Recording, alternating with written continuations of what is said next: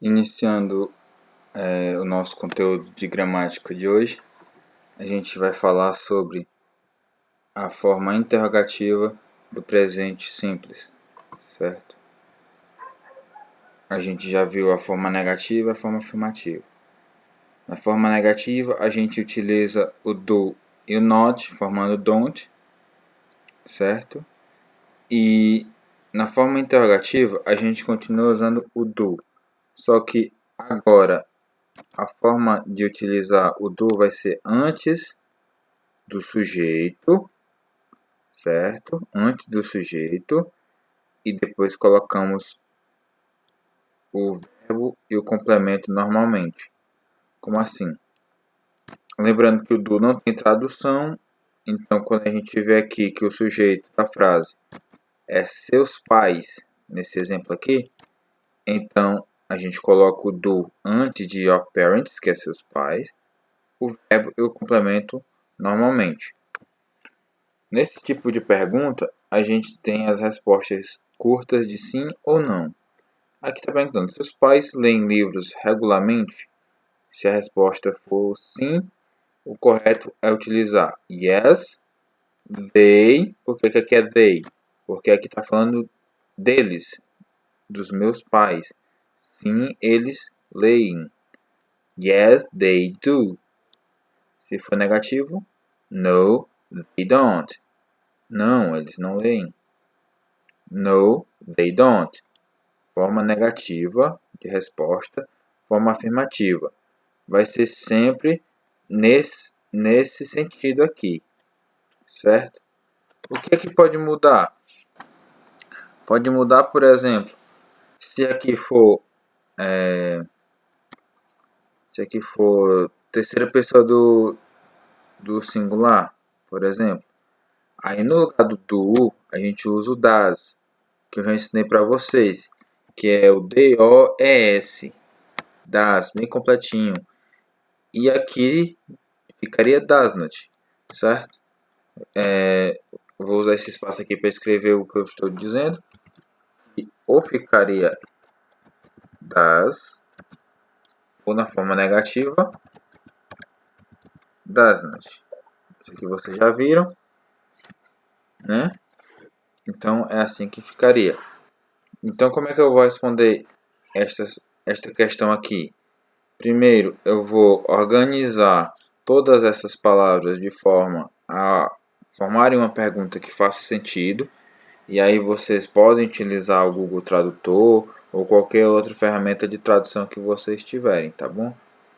E depois que vocês conseguirem entender a pergunta, vocês vão responder de acordo com a realidade de vocês, se for positivo ou negativo.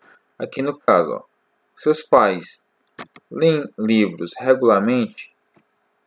Se a resposta for sim, aí vocês iam utilizar essa resposta aqui. Se a resposta fosse não, vocês iam usar esta forma de resposta aqui, certo? E esta é toda a primeira parte aqui. A segunda parte, certo? É sobre o verbo to have.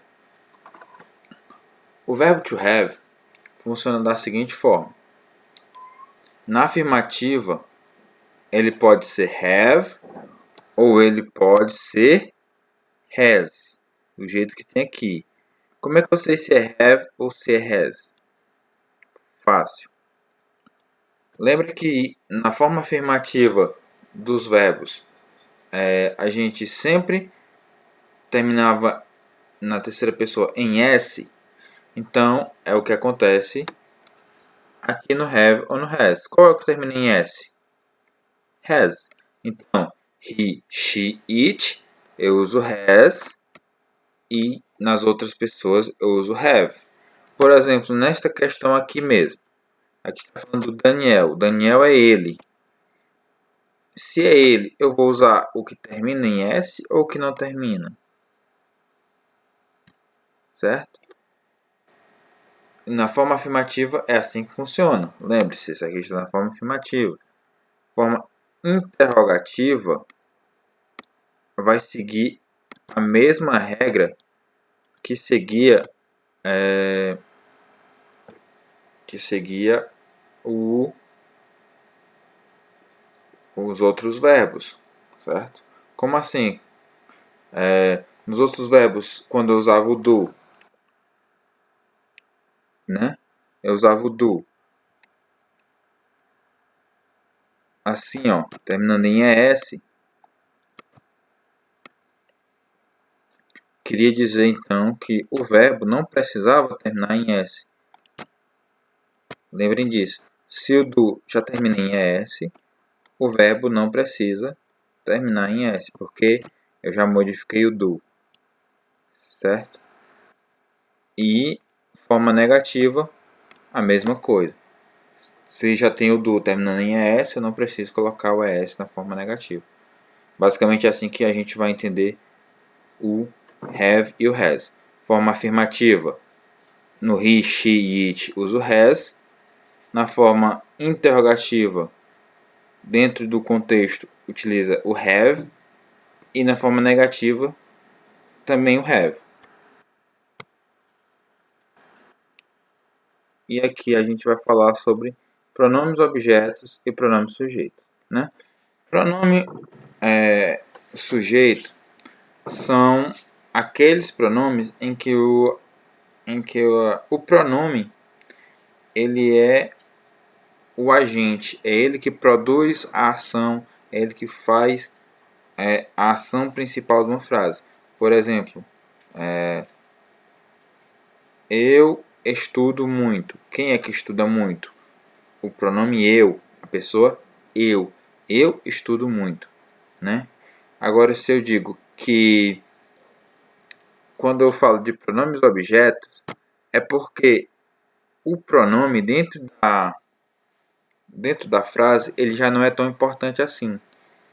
Ele serve apenas para dizer que algo foi feito por alguma pessoa, mas o foco é o que foi feito. Por exemplo, a disciplina de inglês foi estudada por mim.